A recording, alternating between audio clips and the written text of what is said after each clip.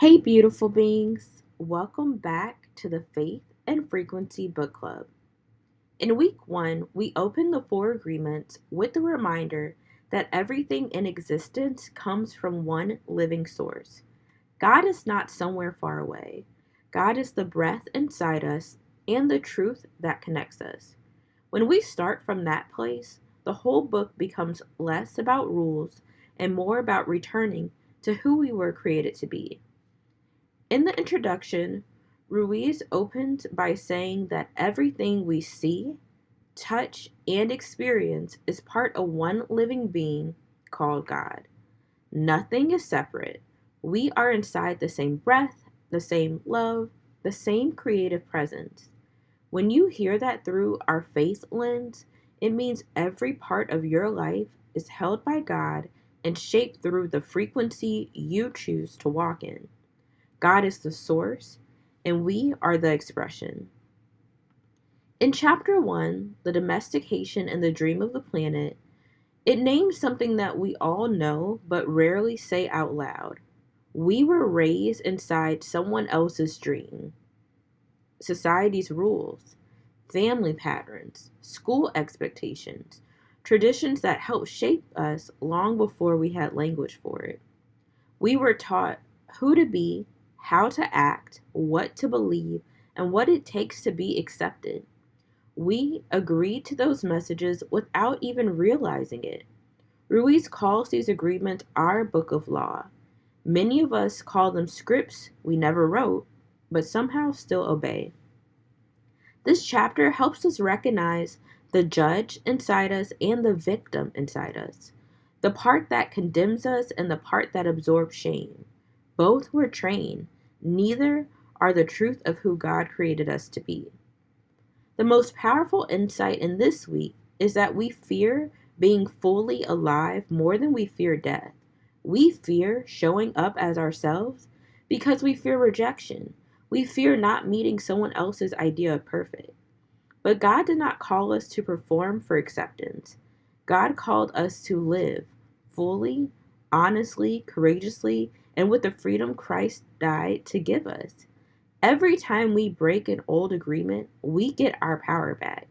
Every time we replace a lie with truth, we shift our frequency. Every time we say yes to being who God created us to be, we step deeper into kingdom freedom. In chapter 2, we discuss the first agreement: be impeccable with your word. Ruiz calls our words gifts from God.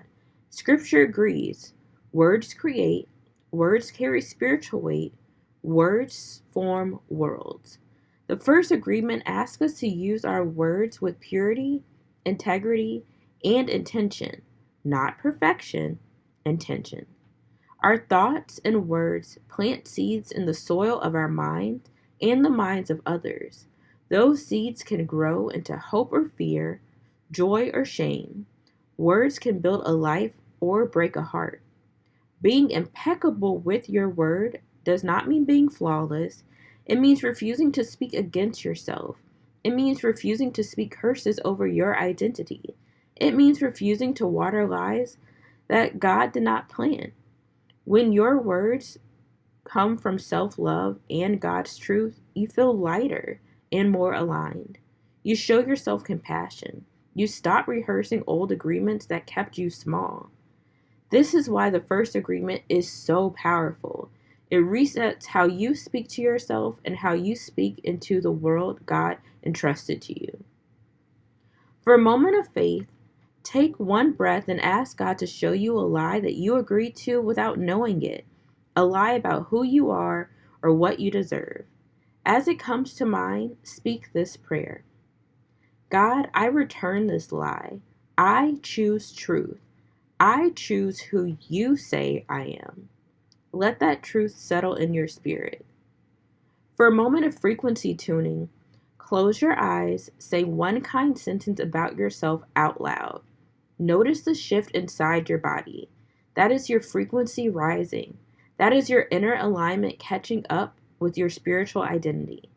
Speak another kind sentence if you feel led. You are tuning your inner sound back to the voice of God. When you shift your thoughts, you shift your frequency. When you shift your frequency, you shift your life. Stay in tune, stay aligned, keep showing up inside out, and most of all, keep reading with faith and frequency.